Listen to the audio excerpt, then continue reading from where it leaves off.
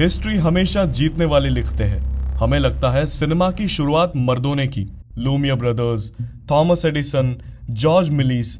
हमें लगता है इन्हीं लोगों ने हमें पर्दों पर कहानियां सुनाना सिखाया। पर क्या हो अगर मैं आपसे कहूं कि हॉलीवुड की सबसे बड़ी फाउंडेशनल डिस्कवरी किसी आदमी ने नहीं बल्कि एक 22 साल की लड़की ने की थी, और मेल डोमिनेटेड हॉलीवुड ने उसकी पहचान, उसका स्टूडियो और उसकी 1000 से ज्यादा फिल्म्स को हिस्ट्री के पन्नों से लिटरली मिटा दिया। ये कहानी है सिनेमा के असली मदर की, जिसका नाम आपने शायद ही कभी सुना हो। मार्च 1895, पेरिस। लूमियर ब्रदर्स ने दुनिया को पहला मूविंग पिक्चर शो दिखाया। एक स्टेशन पर आती हुई ट्रेन। ऑडियंस डर के मारे पीछे हट गई। सब इस नई टेक्नोलॉजी को देखकर पागल थे। पर उसी भीड़ में बैठी एक 22 साल की सेक्रेटरी एलिस गाय कुछ और ही सोच रही थी। उसने देखा और सोचा, यह सिर्फ एक टेक डेमो है, इसमें इमोशंस कहाँ है, कहानी कहाँ है।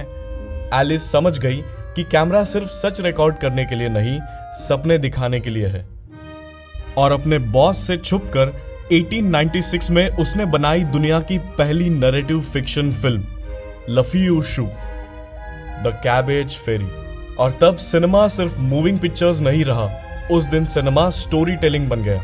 जब बाकी सारे डायरेक्टर्स सिर्फ गलियों के रियल लाइफ डॉक्यूमेंट्रीज शूट कर रहे थे, एलिस एक अलग ही दुनिया बना रही थी। स्पेशल इफेक्ट्स, डबल एक्सपोजर और रिवर्स रनिंग फिल्म।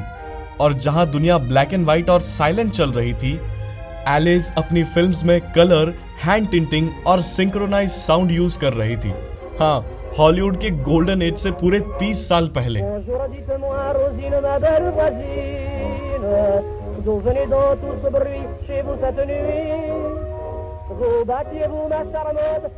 वो वक्त से इतनी आगे थी कि उस जमाने के लोग समझ ही नहीं पाए कि ये औरत पर्दे पर क्या जादू कर रही है।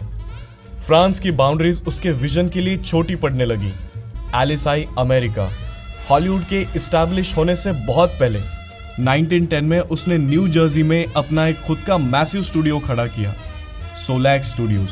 वो अमेरिका की सबसे हाई पेड और पावरफुल औरत बन गई।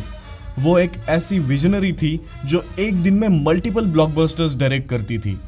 उसके स्टूडियो के सेट पर एक बहुत बड़ा बोर्ड लगा था जिस पर बड़े अक्षरों में लिखा था, बी नेचुरल। आज जो मेथड एक्टिंग और नेचुरल परफॉर्मेंसेस हम देखते हैं, उसका डायरेक्ट फाउंडेशन एलिस का वो एक बोर्ड था। पर हर मास्टरपीस में एक ट्रेजेडी होती है, और यहाँ सबसे बड़ा धोखा उसे किसी राइवल स्टूडियो ने नहीं, उसके अपने पति हर्बर्ट ब्लैश ने दिया। एक आम इंसान का ईगो एक सक्सेसफुल औरत को बर्दाश्त नहीं कर पाया। इनसिक्योरिटी में आकर हर्बर्ट ने एलिस का ही पैसा यूज करके अपनी अलग कंपनी बना ली, उसको धोखा दिया और डाइवोर्स ले लिया। उसी दौरान फिल्म इंडस्ट्री कॉर्पोरेटाइज होने लगी और सारा पावर न्यू जर्सी से शिफ्ट होकर कैलिफोर्निया यानी हॉलीवुड चला गया। एक ऐसी जगह जहां स्टूडियोज पर मर्दों का कब्जा था। बिना किसी सपोर्ट के मदर ऑफ सिनेमा का सोलैक स्टूडियो बैंकरप्ट हो गया।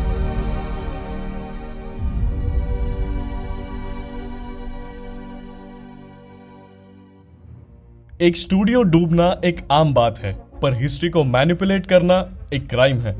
जब अर्ली सिनेमा की हिस्ट्री बुक्स छपी तो मेल डोमिनेटेड सोसाइटी ने ध्यानपूर्वक एलिस का नाम हटा दिया।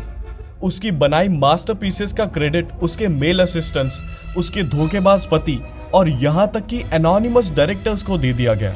लोगों ने यह तय कर लिया कि कोई औरत इतने बड़े स्केल पर फिल्म्स डायरेक्ट ही नहीं कर सकती। एलिस को हिस्ट्री से लिटरल इरेज कर दिया गया।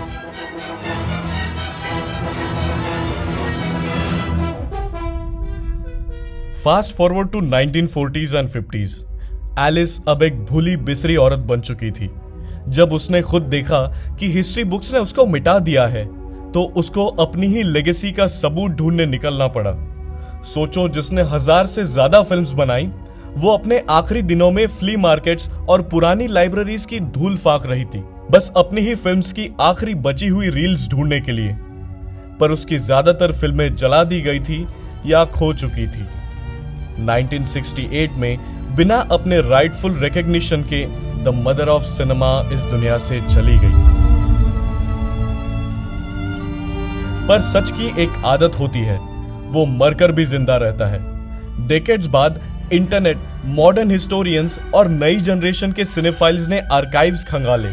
उन्हें वो पुराने डॉक्यूमेंट्स और रील्स मिली और आखिरकार दुनिया को पता चला कि एनोनिमस मास्टरपीस किसी आदमी ने नहीं, एलिस ने बनाई थी। आज एलिस गाय ब्लैश की कहानी हमें एक बहुत कड़वा पर जरूरी सच सिखाती है। कॉर्पोरेट ग्रीड या इनसिक्योर सोसाइटी आपके आर्ट को दबा सकती है, उसे मिटा सकती है और उसे चुरा भी सकती है, पर हिस्ट्री का कैमरा आखिर में अपना फोकस सही जगह पर सेट कर ही लेता है। आपका काम है सिर्फ अपनी आवाज उठाना, अपना आर्ट क्रिएट करते रहना और अपने विजन से कॉम्प्रोमाइज ना करना। क्योंकि अगर एक 22 साल की लड़की 1896 में अकेले पूरी दुनिया को कहानी सुनाना सिखा सकती है, तो आपकी आवाज, आपकी आर्ट भी कभी बेकार नहीं जाएगी। ये थी सिनेमा हिस्ट्री की सबसे बड़ी कवर अप स्टोरी। अगर आप सिनेमा से सच्चा प्यार करते हैं तो इस वीडियो को एक लाइक जरूर करें और सिनेवॉल्ट लैब को सब्सक्राइब करें, क्योंकि वॉल्ट्स में ऐसे और भी कई राज दफन हैं। Keep creating, keep fighting for your art. I will see you in the next one.